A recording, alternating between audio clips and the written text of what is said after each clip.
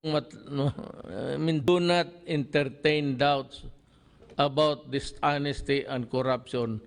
Hindi panahon na yan ngayon. Huwag na huwag ninyong gawin yan. Pati mga barangay.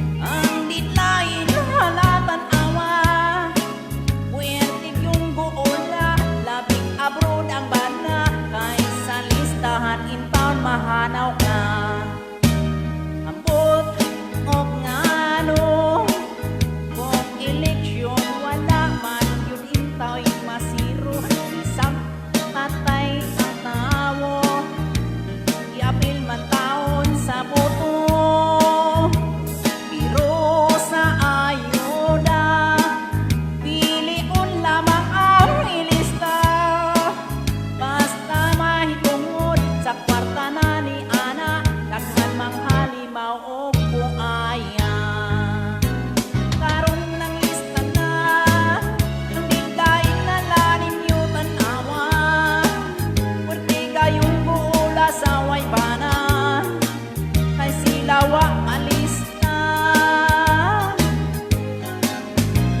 ang botog nano kung eleksyon nilang mangiboto bisag patay naman kani ang tao iapil pa nila kadto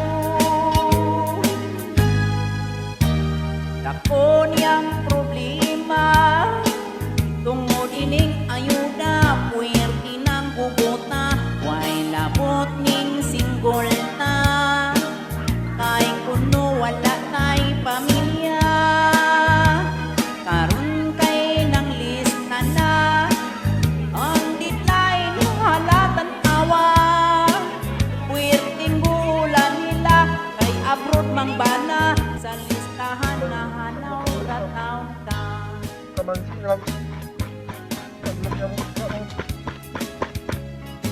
wala man ilong ako sagot ka malagpit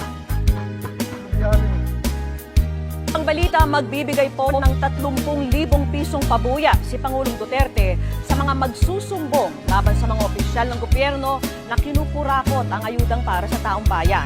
Kasunod po yan ang panenermo ng Pangulo sa national television sa isang barangay kagawad na hinahati raw ang Social Amelioration Subsidy. Nakatutok si Joseph Moro.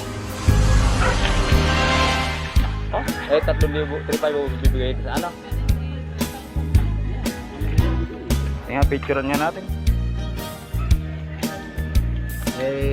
Ang kuha ko lang ito sa inyo, huwag niyo focus at sipa. Hindi po. Bakit po? Illegal naman po yata yan eh. Ang viral na video na ito tungkol sa isang barangay kagawad sa Hagonoy, Bulacan na umano'y hinahati ang ayudang bigay ng gobyerno na karating kay Pangulong Rodrigo Duterte.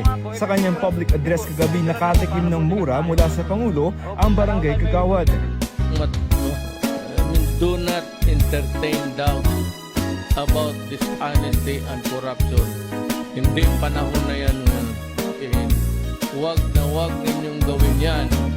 Pati mga barangay na pagkaginulo at nagkaroon ng okasyon na lumaban at ang buhay ninyo ay nalagay sa alanganin, shoot them dead.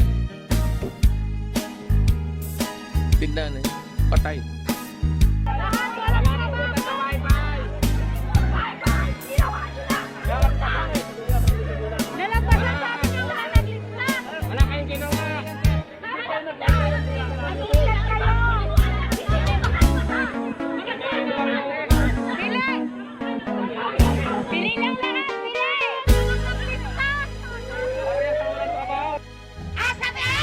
Hindi pinili!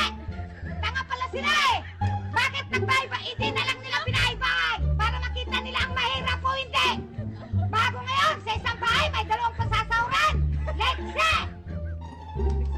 Mga maski mga purpes, pinasaot nila! Ano kami? Tanga? Bullshit! Pasasayin nila kami? Bago ngayon lang! Kasi kung pabilin ko yun, hindi na naibili sa pasirok-sirok na yan!